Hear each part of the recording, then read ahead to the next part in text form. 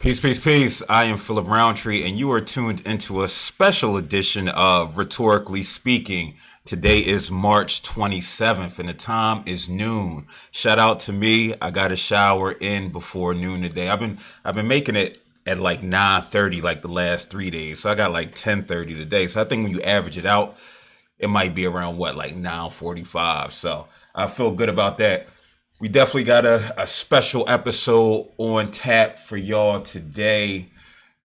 I wasn't expecting to do this, but apparently there was so much chatter from I guess you my co-host, my I'm your co-host. partner person, Zakia Waller, who joins me today. It was so much conversation from this topic of open relationships that we had yesterday, and talking about how, I mean, she pretty much lied about us being in an open relationship. And then she tried to make some salient points yesterday, which was new to me, but apparently people were intrigued by the topic of what is this? Of open relationships. So figured I'd bring it back for another day. I ain't got nothing to do. Y'all ain't got nothing to do. So why not just make it happen?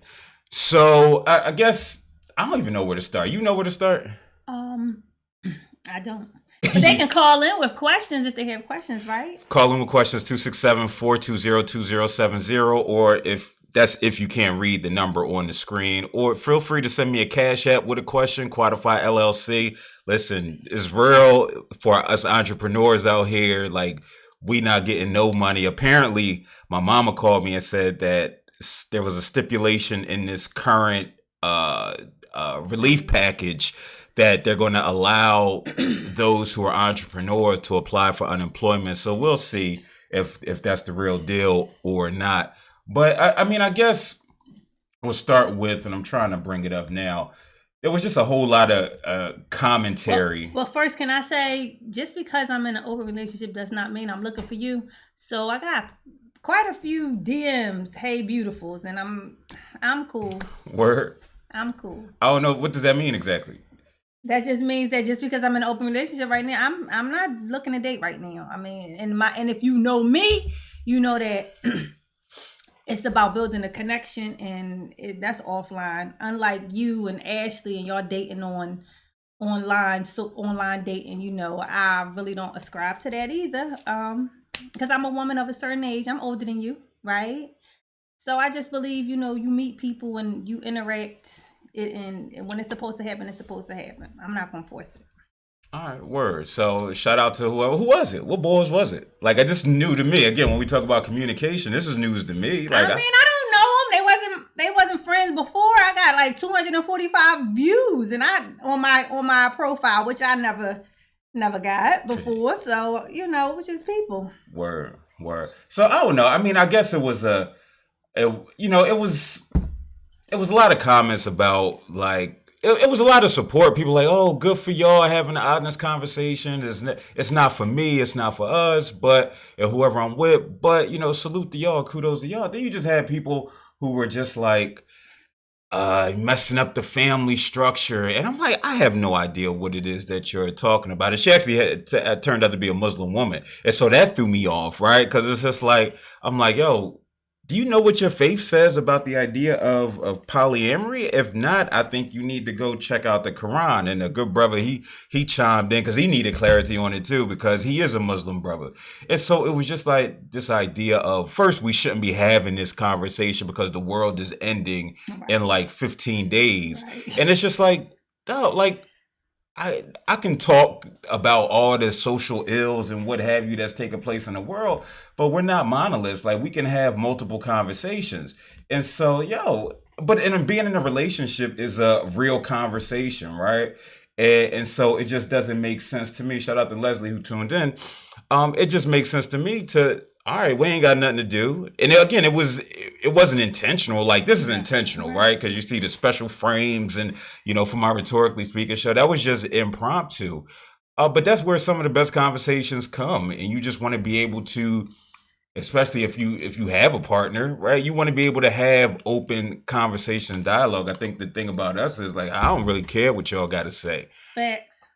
Like, it doesn't really matter. And it's not that I don't care about people, but it's just like, yo, if you allow people to have input on your relationship and give their viewpoints and what have you, if it's not constructive, then if it's just a call on judgment, if you're just judging, then it's like, all right, what's the point, right? It's just like, what's the point? So I figured, you know what, we might as well finish it today, and because there is some questions, not even questions, but some thoughts that I had afterwards. And that's ongoing dialogue. That is things that we need to follow up offline and discuss. I think that these interactions, it does bring up things, and for us to further discuss in our relationship, which is a positive thing. It's all about communicating. Yeah, somebody was like, let me see if I can find it real quick. Go ahead, keep people entertained, white. Okay. So like I said, I'm a little older than Phil. I got him by like 7 years. And I've done a little more. Like I said yesterday, I've been married before. I was married for over 15 years. And he's never been married. So, what works for us is, we're two dynamic individuals. Sometimes I ask, how are we even friends? Because we're so different. But we connect, we get it. So, that's it. If I had to describe if you had to describe yourself, who would you describe yourself as using key people in the world? Key people? No, I don't know people, just people. Like I call myself, I'm like a awesome blend of Erykah Badu, Michelle Obama, and Cardi B. I don't know nothing. I'm me. Like, that's all I know. I'm me. He's like Oscar the Grouch meets what's the little somebody who called me Uncle Phil yesterday. The sloth meets Uncle Phil. Yeah, he like all of those people. Yeah, man, because the realness is like I can't walk around be smiling and laughing. Like I do smile and laugh. Like everything is cool in the world, right? Like I'm not somebody. I think when you're a thinker, like it's extremely difficult. It's one of the downsides of being a thinker, for real. Like, because you can't just look at things as being what they are, right? Like you always analyze and you always thinking critically, and it's just impossible to turn that off. Like I always talk about, how Baldwin said to be black in America is to be in a constant state of rage. And as I get older, as I read more, as I interact more with these systems, I'm in a constant state of rage. Like I don't understand how nobody's outraged right now by what's taking place with the corona and the lack of testing for everybody, right? Like that's, and so people like, oh, Phil, you got to chill with Idris Elba and Jay-Z and all of this. And I'm like, yo, they got the luxury to say, yo, give me the test. And nobody's going to say no to them. But if I go up, or if you go up and you drive up and you don't have symptoms, they're going to look at you like, what are you doing here? Stay home, go do it on your own. And so, yeah, it's I recognize we talk so much about the wealth gap, right? Like people love talking about the wealth gap and the inequality that takes place, but this is on display right now, right? I'm sitting there listening to a podcast about a boy who's saying his his child is being taught virtually by his teacher. Meanwhile, Philadelphia public schools, they like, no, it ain't nothing going down. Nothing is happening because we know what the inequity and inequality that exists out here, right? Like my daughter is privileged to a certain degree. She goes to private school, so she's still getting taught and what have you. And so I know she's fortunate. So yeah, it's for me. I don't have no problem being called Oscar the Grouch. It's just like I lean into it. I just don't have that privilege to just walk around like everything is copacetic. You know what I mean? So, Princess Jai or Jay, forgive me for getting your name wrong. I would describe you both as eccentric woke thinkers who are positive and move with the moonlight emotions. See, you got some incense and shit. Yes. You got some incense and some sage. We understand one another. I mean, to a certain degree. We learn. I think we've been living together now for about since like last August, and it's different. I never lived with anybody before, never had the shit break. I know I broke it. It's one of those type things. But it's different, trying to be mindful about how we showing up. I think it's important that uh, we have our own space. Like the other day, I was like sick of her. You know what I mean? Like legit. Like yo, I can't be around you. Like I don't want to be around you right now. And everybody be thinking like, oh, that's messed up. You should always want to be around you. No, you shouldn't. Like I have to have my own life. She has to have her own life. Um, and that's just the reality of it. I'm not trying to. I don't live in that fairy tale world. Like my happiness and whatnot is not dependent on her on a person. So facts, and excuse me. that's the Rona. See, It's not the Rona. It I is can't the Rona. even How talk. many Everybody times? think I got the Rona. I don't have a fever. I can hold my breath for 10 seconds. I feel hot. Oh gosh, you feel hot every day. I feel hot. Don't I? No, you're fine. You're fine. Exactly. I feel hot. No, you're fine. You don't feel like you have a fever. Come on, this is every day. You say, I feel hot. I gotta check you. You're fine. I'm not let's Idris. let's pray for Phil because who we praying to though? That's the question. I don't just. We praying to the source. All right. All right. Why are you yelling in my ear? I'm sorry. So let's go back. Come on, we're gonna talk about. So once this brought up a question, and you was beefing with her under my post on IG, and she was talking about that idea of if he out here and in a relationship or dating other people that he might have sex, and it was just like.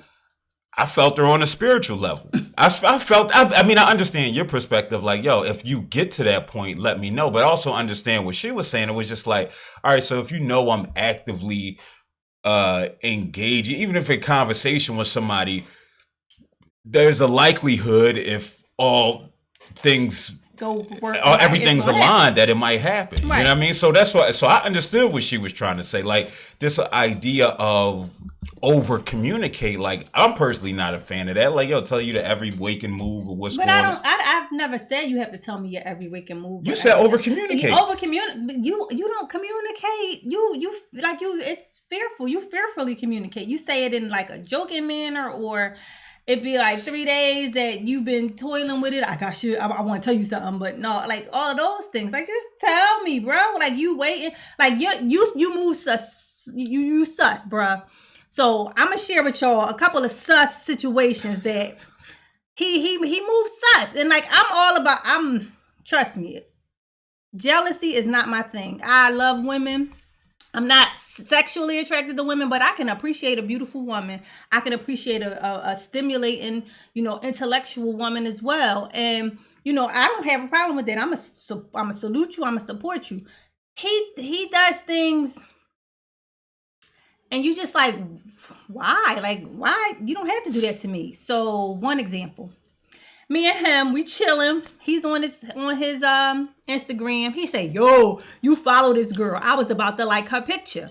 But I decided not to like it because you follow her. So we look at the picture together. I was like, oh, she look nice. Blah, blah, blah, blah, blah. So at that moment, he could have liked it. He could have commented because I saw it. He saw it. And then he made it a big deal that he wasn't going to comment because I followed her. Then like an hour later, he DM'd her like, something, go girl, you look good, something like that. And then while we're laying down, he has his phone out and I can see his phone. I see her message. So I'm like, what was that? So he like, what? He laughed. Oh, this was funny. I was drunk. And I'm like, that's stupid. Like, if you wanted to say something to her, I was right. We were just talking about it. Say something to her. Why you had to wait an hour and DM her to say whatever you wanted to say? Like, that's suspect. That's corny. So I have no idea what she's talking about. Lies. I have no idea what she's talking about. Listen, you can tell me that the sun is. If I don't remember, I just don't remember. So it can't hold me accountable for something that I don't remember. No, I think part of it is my old head, Alfred Edmonds, when we did a podcast together. Check out hashtag You Good Man podcast with Alfred Edmonds, Senior Vice President of Black Enterprise. And we did a podcast and he was saying that I believe he just turned 60 or he's 59, but he's in the first healthy relationship of his life. And that's been like the last 10 years. So we talking about at 49, he had the first healthiest relationship that he's ever had. And so it's an adjustment period to that. right? Like you don't just automatically go in and begin disclosing information, no matter how much somebody says, yo, you can tell me this. Like how many times have you have you been engaged with somebody or what have you, and they're like, yo, you could be true, just be honest with me, just tell me. We know what that means. Yo, as soon as I tell you, you gonna snap.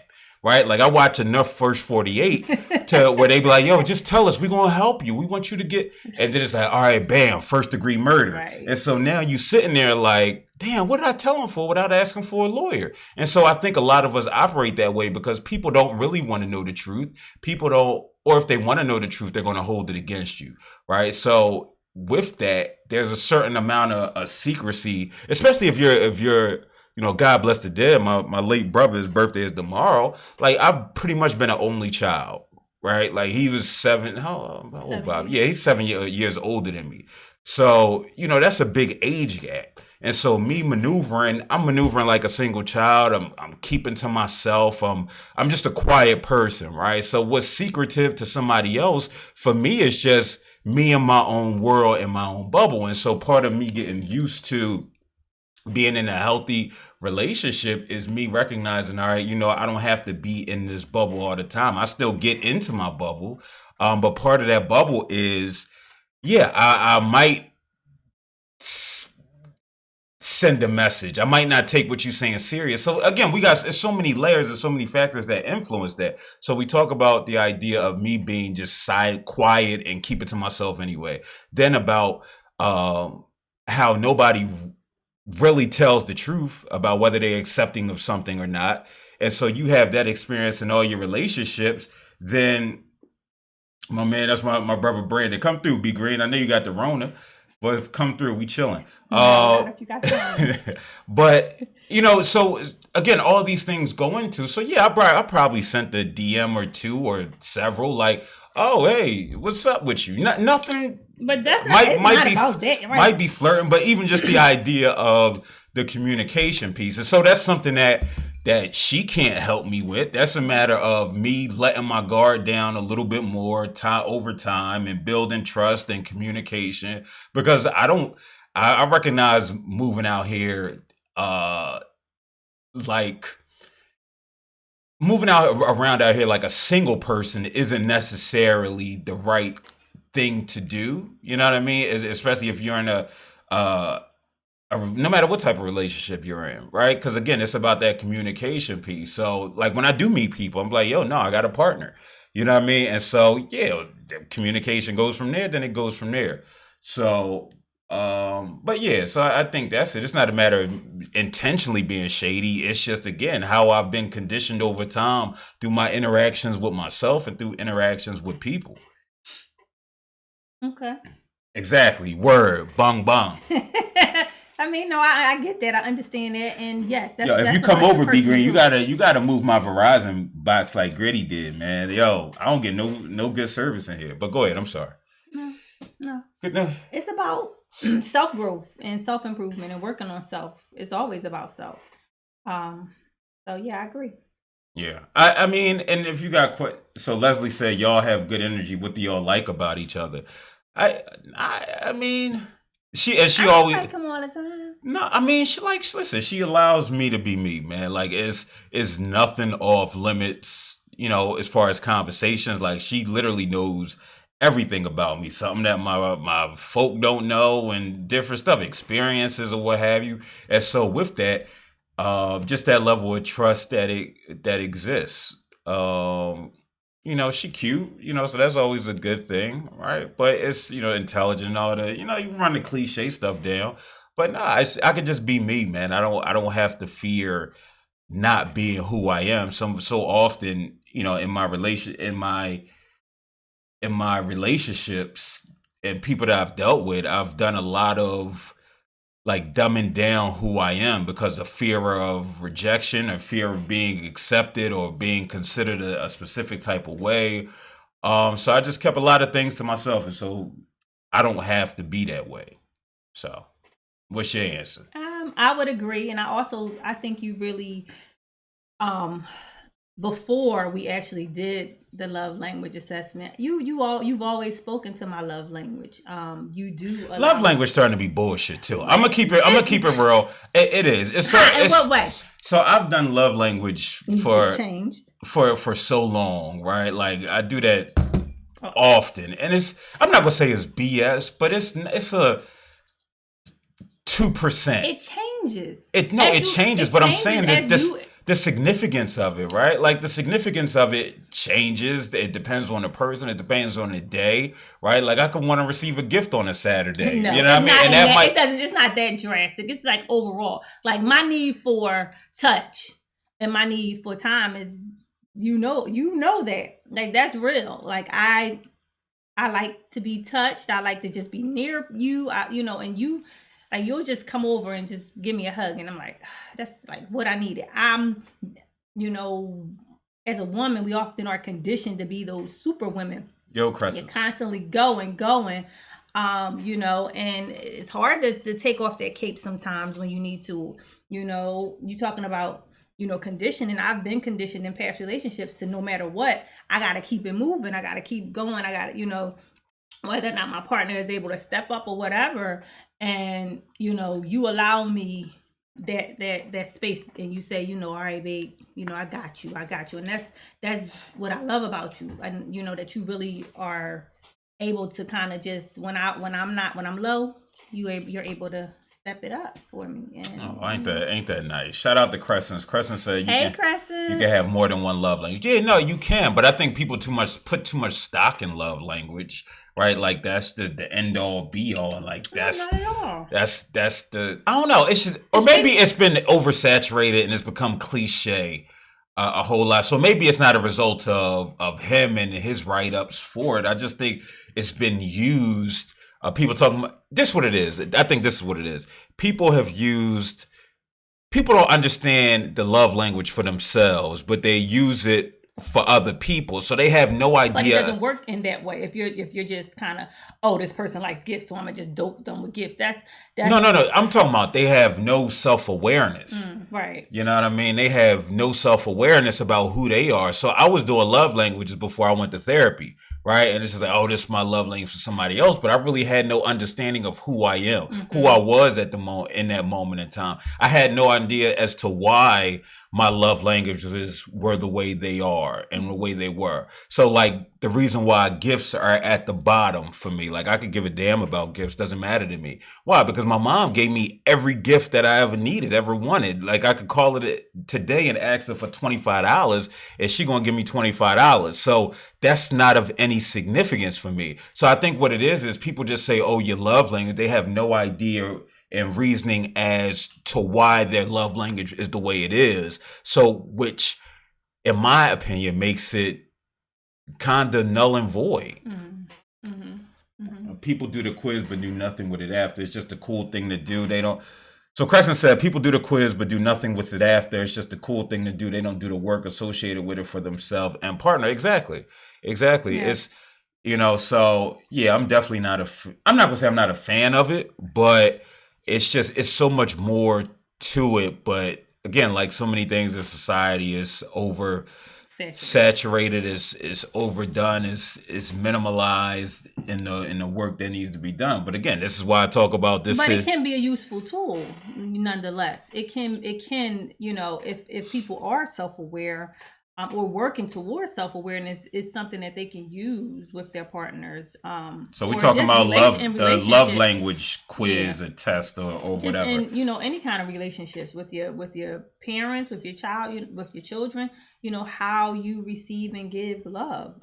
It can be a very useful tool. See, but then again, it's like that. Should that even be? It's a tool, no doubt, right? It's there. But again, if I'm engaged with you, if I'm interacting with you, and I have that level of awareness, I should be able to understand what you need, right? In that moment, in that time, whether I knew love languages exist or not. Maybe this allows people the opportunity to put a name to it, right? Like, but in reality, I should know that you like physical touch if I'm in tuned because I should be in tuned and aware. But if I don't know that, so by me taking it and me understanding it and knowing that, then I know that. But that. So when you're doing that, I know that that's reaffirming for me. I have to communicate that with you. You just can't, because you can't love people the way you want to be loved. You love people the way they that you love. You Yeah, know what I no, mean? but I'm saying, but that should be, again, that goes to the awareness point that people don't know who they are, right? And so with or without a love language test, you should be able to you should have some idea of who you are. You should know. You might not be able to say, oh, acts of kindness or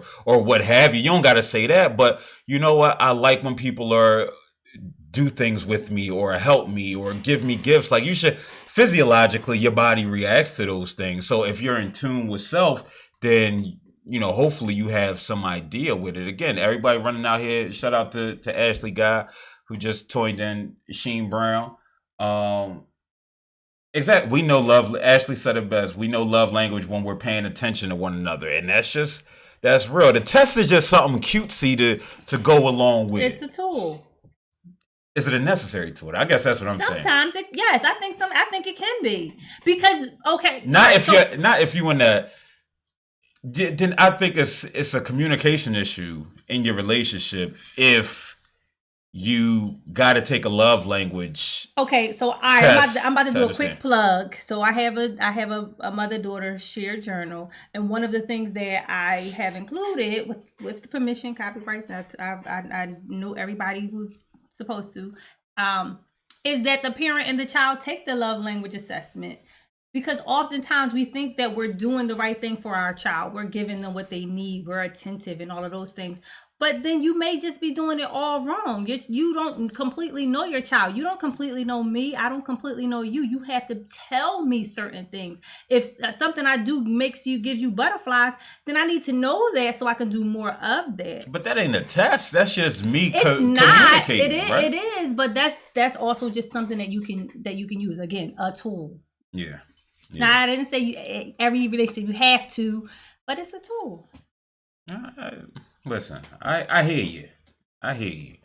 What else we talking about? What other questions y'all got? Listen, we ain't got nothing to do. I ain't got to pick my daughter up till 4. You know what I mean? So I'm here. Right? I'm here. I don't know. Wait, let me see if there's anybody else was disrespectful with that whole comment. And nobody was disrespectful. People were. One guy, which I thought I liked. He said in order to thrive in a relationship, it was black love somebody. Oh no, that was a woman actually. Oh, okay. So let me see. My ex tuned in. Like she left a comment. I don't know her motives, but shout out to her. So Black Love Convos, they said, interesting convo, different strokes for different folks. When it comes to relationships in terms of love, though, it has a better chance of thriving when parties involved commit acts of sacrifice and not selfishness. And I wanted to comment, so this is what I saw it as. So the act of sacrifice can be me sacrificing my selfishness of wanting you to only want me or only choose me for myself. That's an ultimate act of love. Me not being selfish in the matter of you only having to be with me. So that's, I think if you look at it in that perspective, how would Black Love Convos, how would you explain that? I mean, involve committing acts of. I don't even know what like sacrifice and selfish. I don't even know what From that. I'm there sacrificing you seeking something else elsewhere. You sacrificing those maybe those carnal needs to be intimate with somebody else or whatever. Yeah, I think love was cursed by monogamy. My man Kanye West said it best. Like for real. I don't, and that's not to say like out here wilding out here in these streets, but I think. And I was doing some research on it a little earlier. Like, monogamy isn't something that existed. Like, monogamy didn't come from a place of love, right? It didn't come from a place of love. We talking about when the first man walked the earth, and listen, I ain't getting into Adam and Eve and all that. Before this shit that, we can go back to ancient Kemet. Like, no, but even before that, like when we talk about hunter gatherers and we go back like way back, it wasn't a matter of monogamy. it was, and the reason that they knew that things started to change when people did start to become monogamy is because you started to see less deformities, right? Like hands and things like that. Like I think it was like the fingers began to get to like normal size and things like that. So it wasn't like interbreeding or what have you. It was weird in reading. And I'm not gonna profess to be no ancient anthropology buff or what have you, but it wasn't something like it predates your great books that you subscribe to, and so I think I think we put so much stock on our intimate relationships more than we need to. So Brene Brown, she was on with Oprah, and she was like, "Yo, her husband isn't her soulmate." Right. And people were like, oh my gosh, because we have this idea of what a soulmate is supposed to do. She said, no, my friends are my soulmates. Right. Like they gonna be there who speak to that. Right. Like he's like she loves him and she's in love with him. But no, they work well together. They understand each other. They have deep feelings for one another. But this idea of soulmate, she's like my friends are my soulmate. And we connect on a deeper level, and that was real because we have this idea of soulmates and what have you. So it's not one; it could be multiple. There's multiple people that can. It could be multiple for sure. It could be multiple people, But again, it's that going against everything that we've been conditioned to believe. Right. If we go against everything we've been conditioned to believe, then we can open up this idea of healthy polyamory. Even when we look at religions like Islam, there's this idea that the man could have multiple wives. Why not the woman have multiple husbands? Why not the man have a wife and the wife have a wife? Right? If that's what, if truly, it's about polyamory. And so again, it's one-sided. We know this, the patriarchal system in a lot of these religions and what have you. But I do think there's a place for monogamy that exists in this world. Does it exist for us? I mean, I don't know. Right? I haven't met anybody. I don't think she's met anybody where it's like, and I don't know how I'll respond to that. Truth be told, I'm not a fortune teller. I know I'm a jealous person, right? I don't know, maybe that's going away somewhat. Or maybe when we talk about the sacrifice, about tempering those feelings or understanding those feelings to allow myself to feel what it is that I'm feeling and allow whatever you want to do and have enough care and respect. That's the thing. Like we don't know when we're injured, physiologically and emotionally until the situation happens. Right. And nobody wants to take a step back and say, all right, why am I feeling this way? Why am I hurting? Why am I sad? It's beyond cheating. It's beyond going out and having those feelings related to it. Hey, Miss Bertha, how you doing? We just sitting here shooting the SHIT. Yeah. Talking about healthy relationships, more than just open. It's about having a healthy relationship, no matter. Well, what's a healthy relationship? Like so I'm going on a podcast potentially tomorrow. The Naked Podcast, Get Naked Podcast, something like that. And that's the question. Like, now in this time of quarantine and what have you, people are realizing that they don't like each other and all that shit. I'm like, no, you knew that before. That you wasn't feeling them. Like, don't use the quarantine as an opportunity to say, yo, I ain't feeling you. I don't like you no more. Like, no, you had this idea. You just didn't move quick enough beforehand. You didn't trust yourself to go without this individual for whatever reason. So, what is a healthy relationship for you? For me, a healthy relationship again is definitely I'm putting communication as top on my list.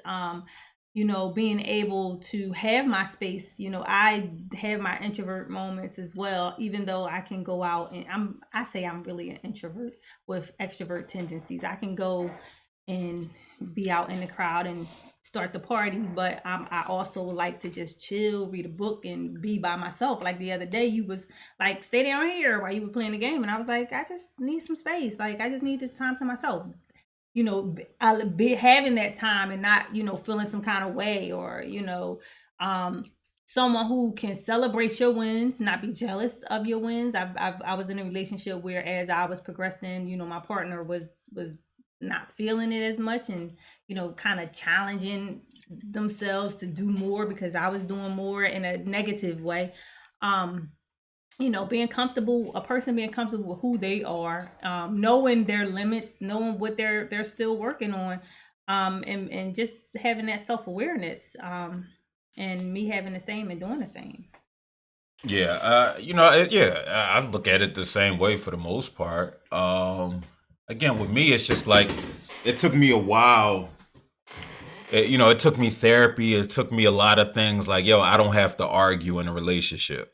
You know what I mean? Like, I'm sure we've had some miscommunication and what have you, but at the root of it is still like a love and mutual respect for one another. And so it's like, and it doesn't get violent, right? It doesn't get violent when we talk about verbally, we talking about emotionally, or definitely not physically, but it's that idea that we don't have to argue. Like, I always grew up thinking that argument was a part of a relationship, right? That's how you could tell if somebody loved you, and there's so many of us that think that way, whether consciously or subconsciously.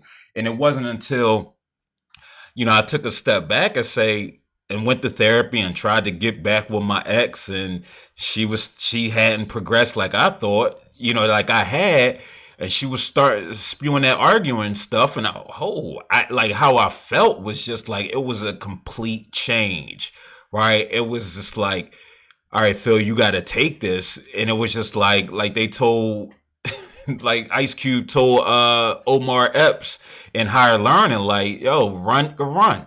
And that's what it told me. It was like, yo, run. Get away from it because this is not healthy for you. And so, yeah, I had to realize that, for me to be in a healthy relationship, arguing just can't have a place, right? We have to have some same goals, the same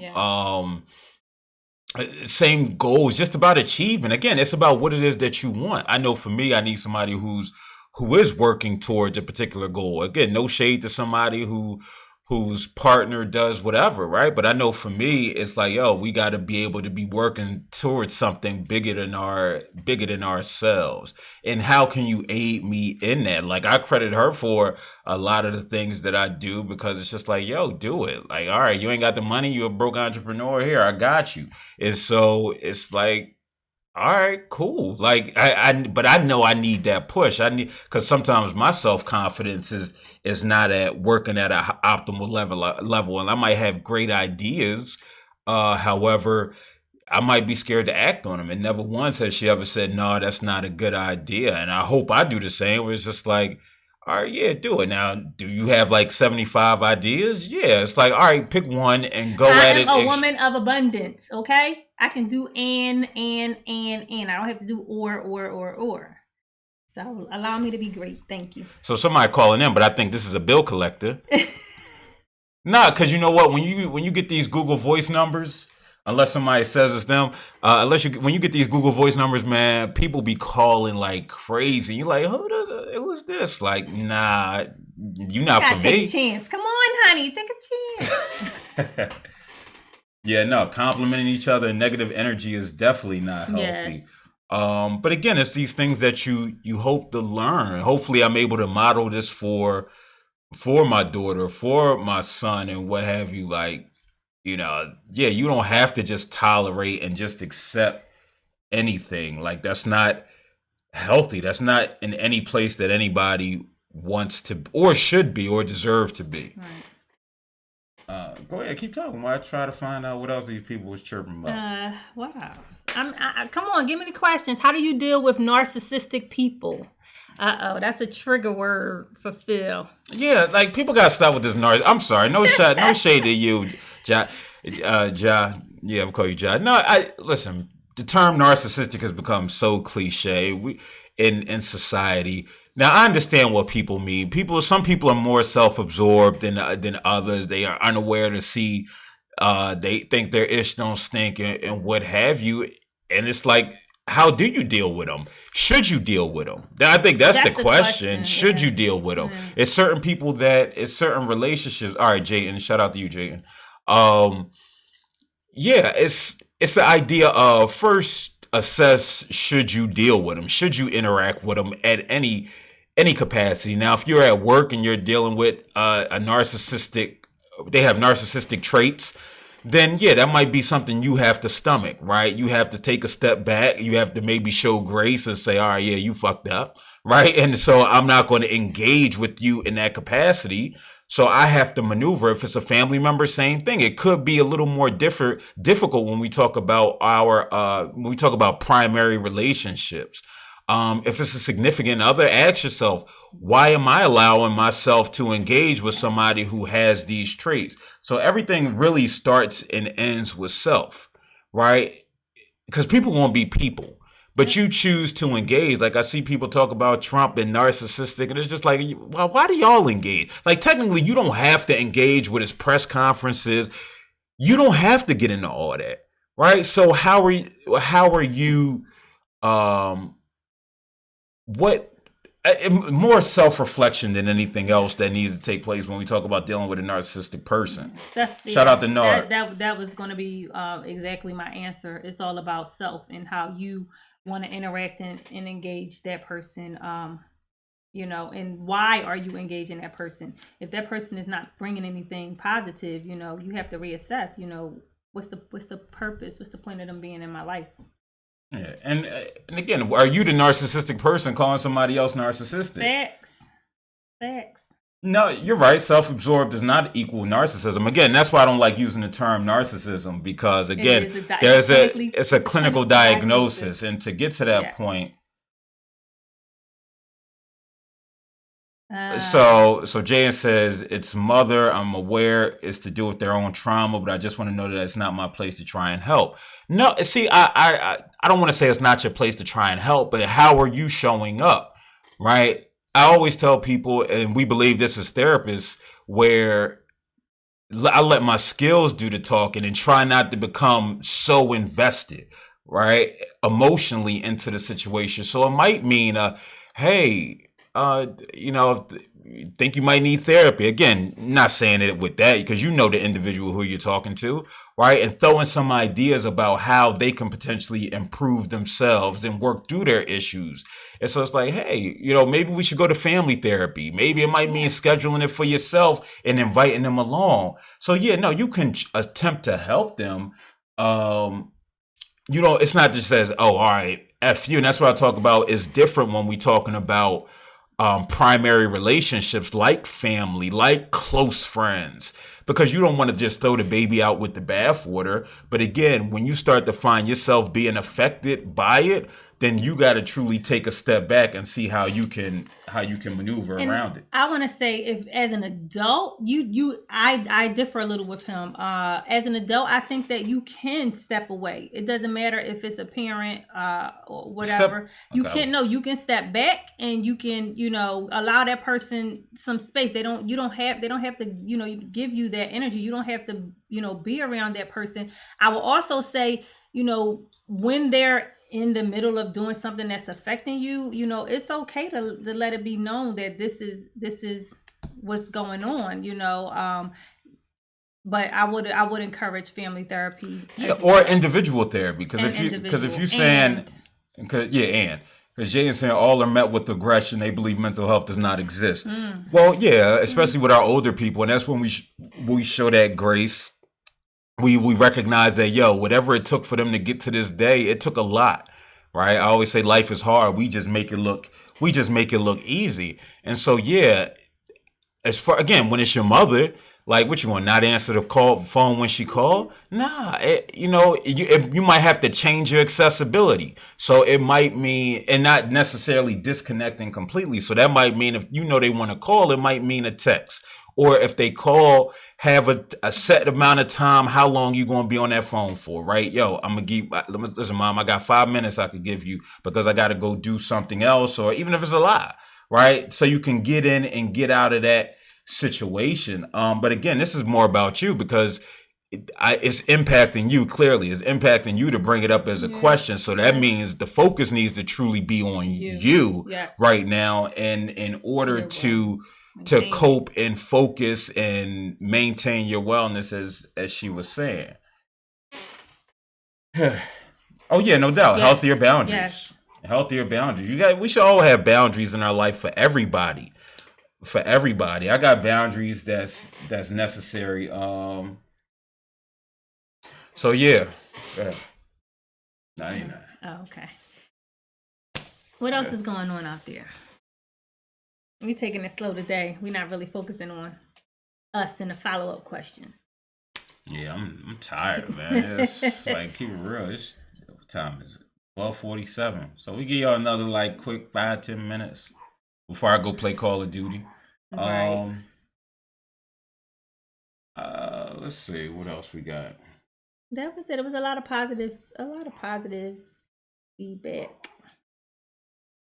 Yeah. People said 2 different perspectives. I mean, it's a work in progress. We're still. But it's okay to have differing perspectives, and you continue to work. Like Rome wasn't built in a day, you know. And so, if it's something new and something foreign to us, if it's a foreign situation, then we work towards it. We work to try and understand. We work with this. I mean, I don't know if it's an agree to disagree type of situation. So yeah. But I think, okay, so a part of it is, anything that you do, you have to be conscious and clear of your intent. So, and if you're not, the outcome can be anything. But when you are clear of what you're putting out there, what your intentions are, and you're consciously thinking about the situation, the people involved, etc., then you have a chance of a better outcome. Word. So I don't know. I ain't really got too much. She just talking about y'all got grab coffee. Yes, we do, Crescents. So yeah, I might just be on my Facebook Live. So talking nonsense as I sit here and prepare for the weekend. And then I'm going back to work because I am at work. I am an essential employee working from home. Yeah. So I mean, I'm just on here shooting the breeze. So if you want to go do your thing, feel free. You can check on the dog and stuff. I'm not feeling well. Let me check you again. Let me go get the thermometer. You are not hot, bro. Oh, my crystal came out. I had to have my crystal to keep me calm. Had to have a definite amber crystal. Yo, what up? All right, I'm out. Peace. So what y'all talking about? What y'all got going on out here? I'm bored, man. I ain't gonna lie. Like this Rona, I'm sitting here doing a whole bunch of nothing. Hoping my daughter don't bring me the Rona over to my crib. What is that, kid? Yeah, or them too. Like, social tension. I don't know. Oh, you in London? Oh yeah. America tripping over here, Jay. America is. Oh, y'all got choppers out in the streets? Oh wow. Jay, and who's in London right now, said they got choppers out here, like out spying on people. Or you take a picture of a chopper for me, Jay, and send it to me so I can show it to the people because I'm also on Facebook Live and YouTube Live. If y'all got choppers out there, they wild. Like they really not trying to get sick. I think that's necessary, man. Like everybody living by their own rules at this point. You got some people who believe. You got some people who are just like, no, I'm out here chilling. This is how I'm giving it up. And I think I'm like in between. Like I'm a mix. Like I've been running. Yeah, no, working from home is, I learned that. And so Crescent said, I feel more work than before about working from home. Yes, yo, I agree, Crescent. Yo, all right, you going, sis? I'm not going. Yes, working from home is stressful. Let's talk about it. You are a full-time entrepreneur, so you work from home every day. I don't work from home every day. I go out to different places and to work. So yes, me being confined, when I did work at home, I worked at home when I worked at Westchester University. Hated that job. And it was like they expect you to literally work for 8 hours. And that's what I'm talking about. No, more. And this is because you got to set boundaries, man. Like I always tell you, set boundaries. I'm going to do X, Y, and Z. I'm scheduling my breaks. If y'all giving me Zoom calls up until 6, then that means at some point from 3 to 4, I'm on ice. That means, whatever. But yeah, it's a lot of BS that goes on in the office because people want to track your productivity, and they could track it more. They could track it easier. While you're here doing this, because they give you tasks to do and you should be expected to complete them, as opposed in your office where it's a little more lax. It's little more relaxed. Again, we're really only doing about 4 to 6 hours worth of work if we keep it real. A lot of that other time is just busy work, answering phone calls, sending emails and all of that, chatting with our person in there. Like, it's a social gathering too, right? It's a social gathering too. So yeah, I work from home. Like, I feel more pressure working here and feeling like I need, because what it is this idea that you got to be productive while you're here. And that's, especially as an entrepreneur, because it's like again, I always talk about rise and grind Twitter. Like, everybody talking about you got to be grinding. Like, I saw that dumbass Steve Harvey video talking about why you sleep for 8 hours. Like, why are you still trying to push this narrative about the grind and all of that? I always say the grind doesn't love you. Right? Like, oh, people, if you in California and it's 8 a.m. in New York, then you already 3 hours behind. And it's just like, well, yeah, I'm 3 hours behind because the freaking time is different. And so when it's 2 there and I'm up at 11, they sleep, and so it balances out. But again, these are the people who we put stock in, who we put money into, to be those our thought leaders, right? That's who we put our thought leaders to be. Crescent said, as soon as I finished their work, I got to jump into my practice. I had to step back because I was getting stressed. I do my best, and that's it. Yeah, you got to take a step back. You got to take a step back. You got to prove it because they can measure it now, right? Did you make X amount of phone calls? Did you complete? Because they like, yo, you got free time now. Right. But the only thing that's changed is the location. So, yo, what's up, brother? So, yeah, man, I'm guilty. Yeah, you supposed to, why you come back? I'm just shooting the breeze with the people. I'm just speaking. What else we talking about? What's else on your mind? Yeah, and that's why you gotta set the boundaries, man. Like, I wanted to stay up till like 2 and do work, but I took it down right after the episode last night with Ashley. Like, it was a wrap around like 10:30. I just ain't got it in me, man. Because for real, you can, and this is why I believe in a book. I'm actually going to read it again. Deep Work, right? Deep Work by Cal Newport. It definitely should be a book on your reading list.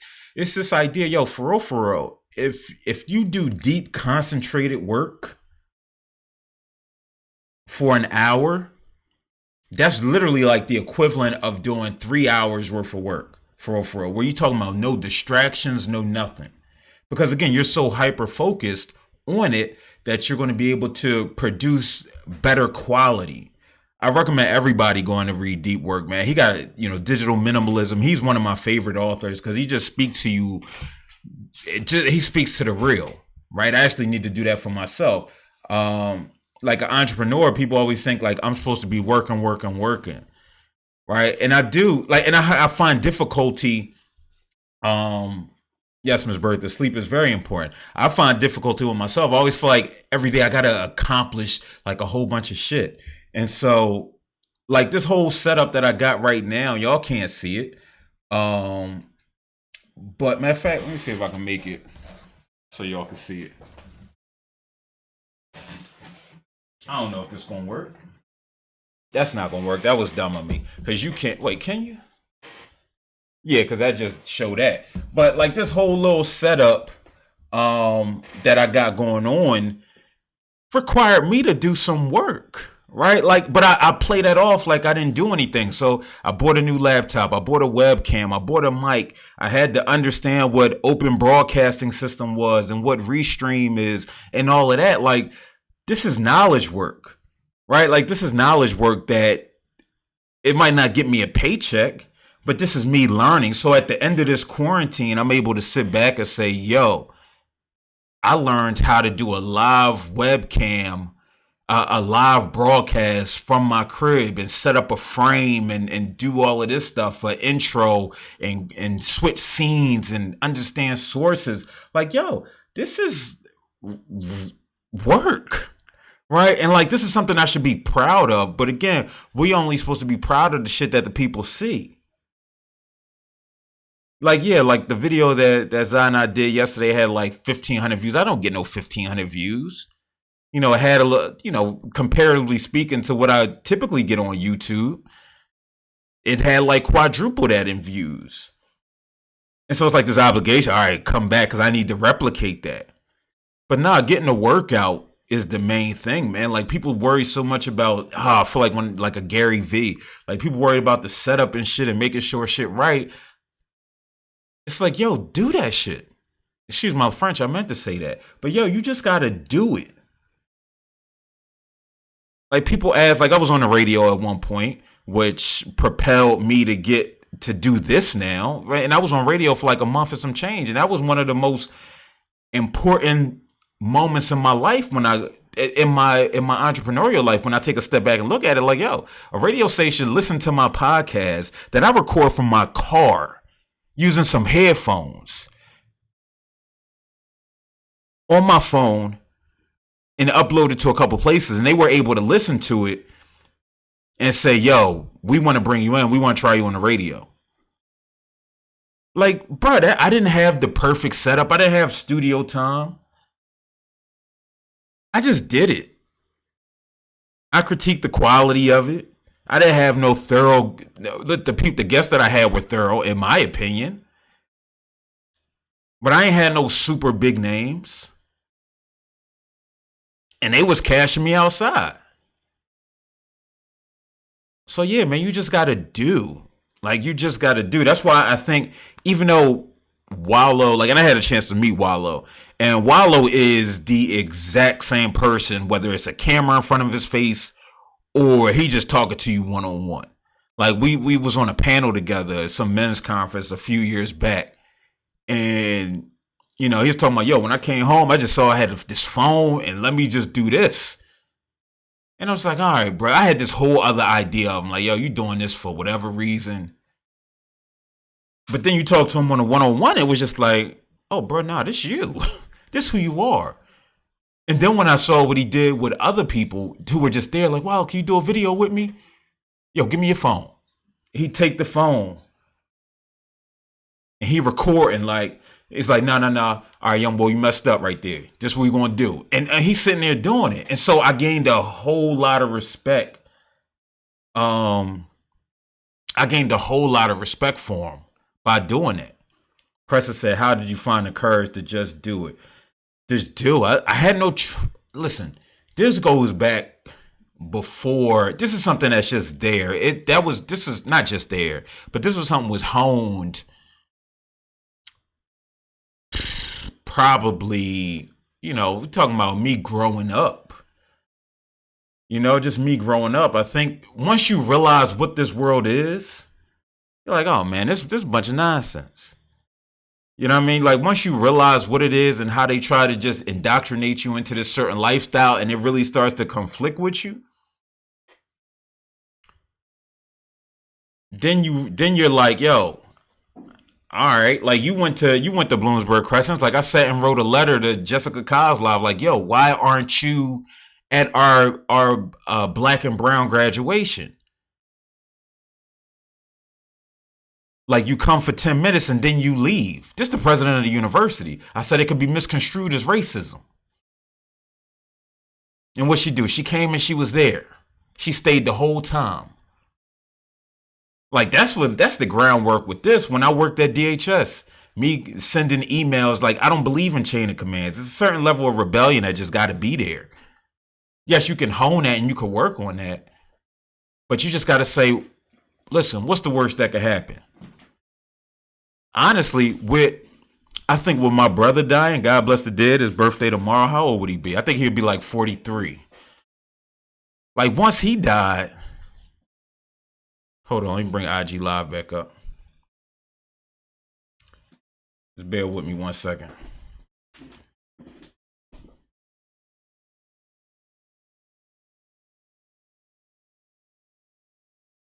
All right, I'm back live.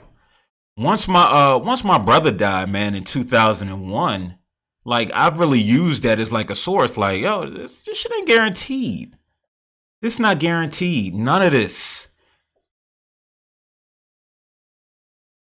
Like, if you could live through anything, if magic made it, you know?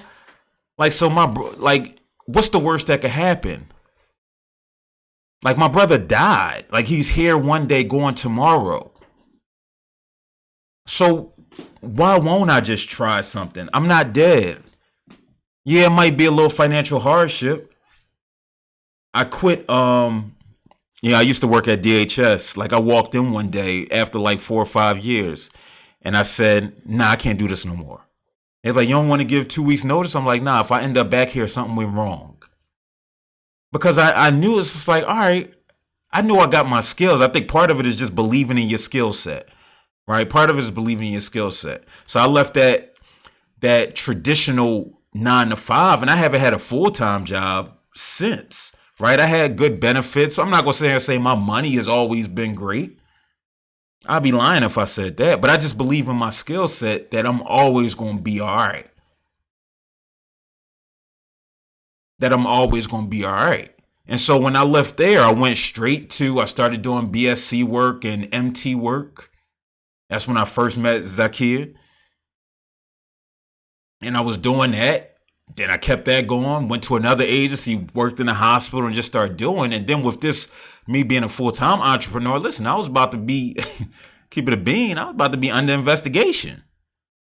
I ain't gonna go into the details. So it was either resign and be cool, or be under some investigation, get maybe a slap on the wrist or something like that. And I was like, oh, you know what? All right, maybe I just need that kick out the door. But again, it was just truly believing in my skill set. Like, I tell people, I got a D in public speaking in college. So me going around and having conversations and speaking about mental health, or just speaking on anything what people commission me to do, I wouldn't have never thought that I would do that. But if I keep it real with myself in a moment of honesty, yeah, I was built for this. I knew, again, it's about the skills and having that confidence and having a support system. That's when it goes back to, like, I know my mom will hold me down. Did I always have that belief? No, I've had a lot. I mean, I deal with self-doubt on a daily basis. Even with this, like, will anybody tune into this?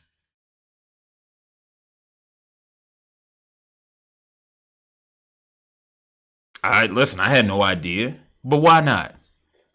My therapist said it was a period where I didn't do a podcast and I didn't write for like 3-4 months.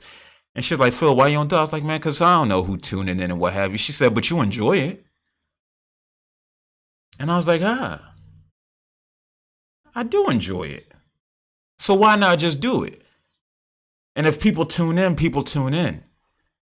And if they don't, they don't. But I'm somebody who likes to talk. I'm somebody who likes to think and look at and analyze different situations. So why not do it on my own platform? Again, I owe it to myself. We all owe it to ourselves. We all have a skill that if we truly hone, we can become better at it. Like, when I first started radio, like, it's so many. Like, I was on the same station as Solomon Jones. Like, Solomon Jones is he dope. Like, I was sit and listen to him. We attack radio completely different. Oh, no doubt. Appreciate you, Stone. But our styles are completely different. But again, it was just like, yeah, I know what I bring. I'm more of a conversationalist when I interview people. No, I'm not going to say things that anybody just wants me to say. That's not who I am. Like, I've worked too hard. I look at some of my peers. One of my peers just walked in, like, Coquina. Like, shout out to her. She been working at DHS for a minute, doing her thing. Working her ass off. You know, and I sit back and look at her, or I look at my homegirl, Jenny Ruffin. Like, damn, like, yo, y'all got your pension gonna be nice. And I'm like, dang, maybe I should have stayed. But it's just like, Phil, why? Listen, why not? You owe it to yourself to try something different. I don't know. I just like doing stuff. This just might be me. Like, people compare me a lot to Lynn off Girlfriends. Right? People compare me to Lynn off Girlfriends. And so I'm like, yo, because she just kept trying shit. You had Joan, who was settled in her career as a lawyer. William had his career as a lawyer. It's just like, yo, Lynn was just out here trying different shit. Stuff. My mama just joined in. Hi, Mom. Lynn was just out here trying different stuff. And that's what I do. I try different stuff, man. I know I like education. I know I like learning. I like pushing the bounds of thought. I like knowledge work. But yeah, I mean, I know I said a lot to answer your question, Crescents. But yeah, we owe it to ourselves to just really just try something, man. Because again, what's the worst that can happen? You wrong, and it's not it, or you learn that you got to do it better. And how can I do it better? It's not a reflection of who you are as a person. It might be reflective of your skill set needing to be honed, or attack it from a different way. That's why I credit reading, man. I credit reading as being one of the most fundamental things that have helped me improve just me as a speaker and me as an individual. Like, keep it funky. I never read. I read my first 4 or 5 books last year, 2019. And like, but Phil, you got 2 master's degrees. Listen, man, it's so easy to finagle through college, especially if you know how to write. And that's what I did. I knew how to write. That's all social work is writing and being able to listen.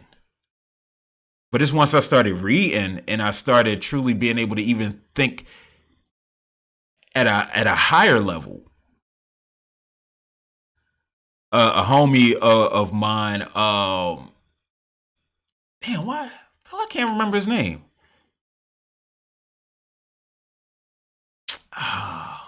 Yo, I can't even remember his name right now. And I just commented on his post, but he got his post in like Arabic. His name is in Arabic. Raphael. Homie Raphael, he was like, yo, to be knowledgeable in a subject, you just got to read 3 books. To be knowledgeable and again, this is scientifically proven. To be knowledgeable in a subject, like truly knowledgeable in a subject, you got to read 3 books. 3-4 books on the subject. To be an expert in it, read 6 to 8. And I might have the numbers completely jacked up. No, not even a particular book, Stoney. Not even a particular book. Just whatever subject matter. Like, I know you a Muslim, brother, right? I take that back. Because I know when we talk about religion, right, and spirituality, nobody's ever going to say they're an expert on it. So that's one of those things where it's just a little different. But no, anything. But no, not even. We could use religion because let's say you read the Quran, right? You're going to read it 3 times, 4 times. Might take a while. And you're reading books on Islam. You're going to have a better understanding of the idea of Islam. So no matter what the subject matter is, no matter what the topic is, if you read 3 to 4 books of it, you're going to be knowledgeable in it. Now, if you're talking about 6 to 8 books on it, that's when you could be technically an expert. But we don't even think of it in those terms. Right? We don't even necessarily think of it in those terms. So, and the books that I've been reading a lot of like nonfiction. I've been reading a lot of memoirs. And so so with that, that's not really something I could become a very knowledgeable on just the idea of a memoir and the structure and what have you. But again, a memoir is about individual people and their story. So yeah, you can't truly become an expert on somebody else's story because they're the expert.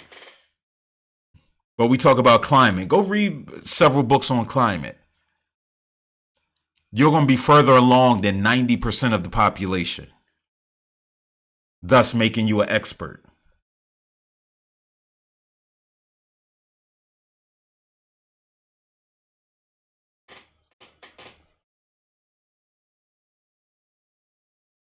All right, everybody tuning out.